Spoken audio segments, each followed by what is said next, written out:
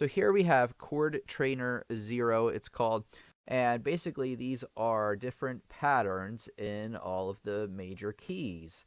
Now, what is the purpose of this? Well, doing the chord trainers will get you used to playing these different patterns. These patterns are known as cadences, and the cadence we have here today is what's called a 1-4-5 pattern, which is a very common pattern in music. So if you learn these in all your keys, you'll have a much better idea on how to move between these chords as you see them in your music. So it's very, very handy that you practice this probably daily. So let me see here. There we go. I think that's a little bit better. Okay. And welcome, by the way. Welcome to our classroom.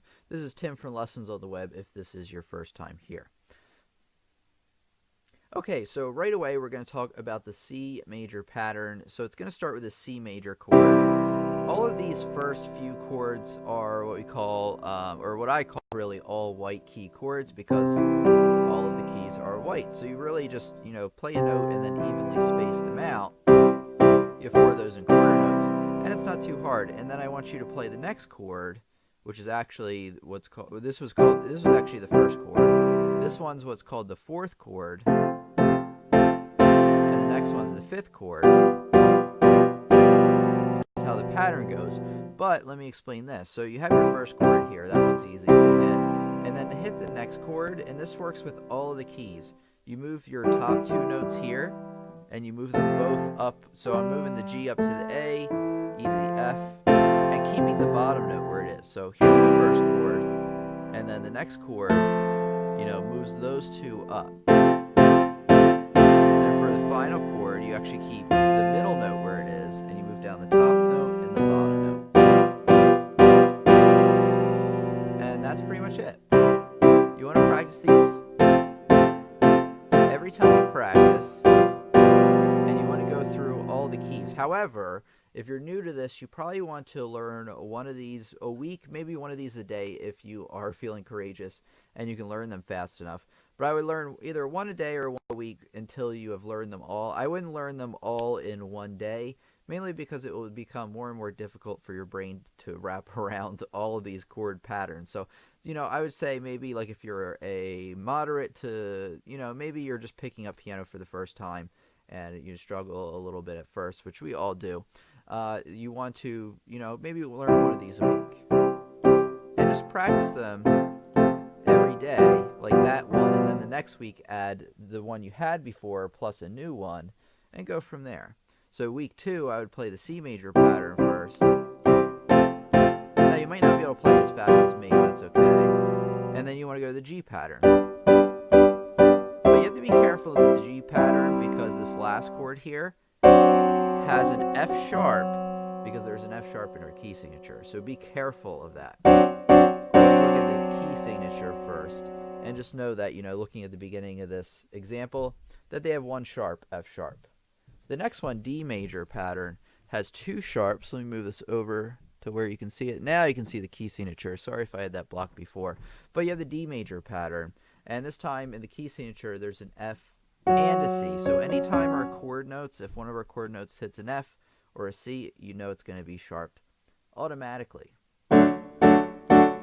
Same thing though, you play the chord evenly, stacked or triad, and then you're going to move the top 2 notes up by 1. And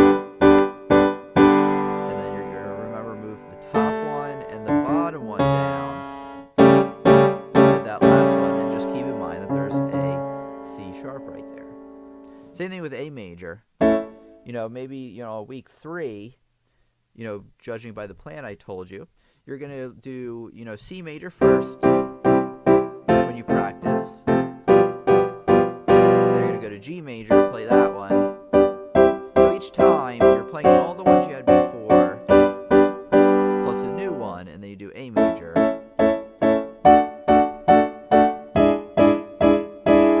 Kind of fly by these next ones only because the pattern's the same. You play the chord, here's E major, and then you play the next chord, which you move up your middle note and your top note. Keeping in mind that with the E major pattern we have those 4 sharps, F, C, G, and D. And then the last chord. So if you're not familiar with the key signatures, you want to go through each of the sharps in the key signature. You know, how you do it is you look at the top sharp, right? The first sharp all the way to the left. And you see how with the treble clef that top line F goes right through the middle of that? That means all the Fs in the whole song are sharp. So you can apply that to the rest of these. Like the next one would be C, the next one over would be G, the next one would be D, and they repeat on the bass clef. So you only have to do it for one of the clefs. And if you're not familiar with the key signature, actually write F, C, G, and D sharp just to remind you of these. Okay, next you have the B major pattern. This one's a little tougher because it actually has a white key and then two sharps. And as you go along with these, they do get tougher because you have more and more sharps to consider. Like that one had 5 sharps. The next one, F sharp, has 6 sharps. But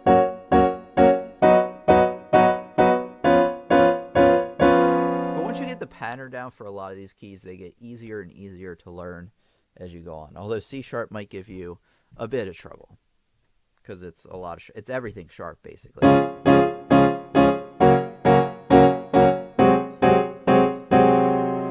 So that's all the sharp key signatures, and then you're going to go through and learn, you know, what we call the flat key signatures, where they have flats.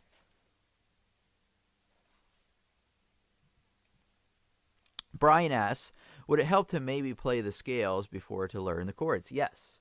So if you learn the scale first and then practice the chord pattern for it, that would be perfect because the scale gives you an idea where those sharps and flats are. So when you play the F major pattern, you know that the second chord here has a B flat in it because you know that scale.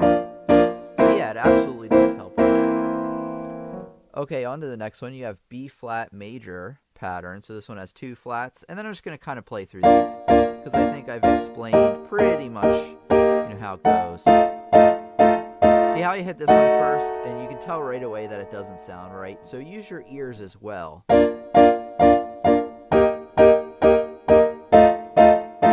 we go, much better.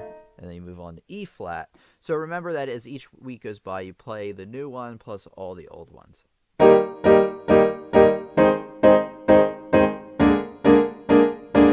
There you go, on to A flat.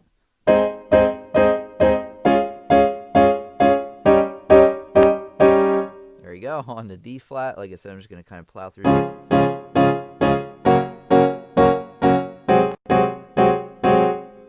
And then let me do something on purpose here. See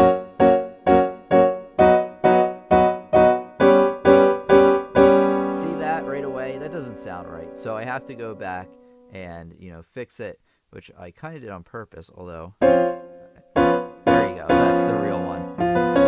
Okay, here we go.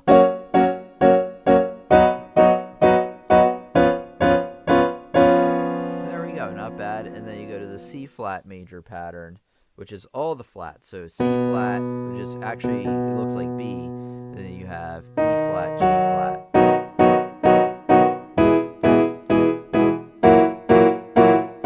And then pro tip, if you're having trouble with this one, it's actually the same pattern, I mean in terms of like where the notes are, as B major, because C flat and B are the same note. So therefore, when you're playing them on the piano, they look identical. However, when you look at them on sheet music, they do not. So try to look at the sheet music and do it that way. So remember that I recommend you learn 1 a week or 1 a day if you really can learn them fast.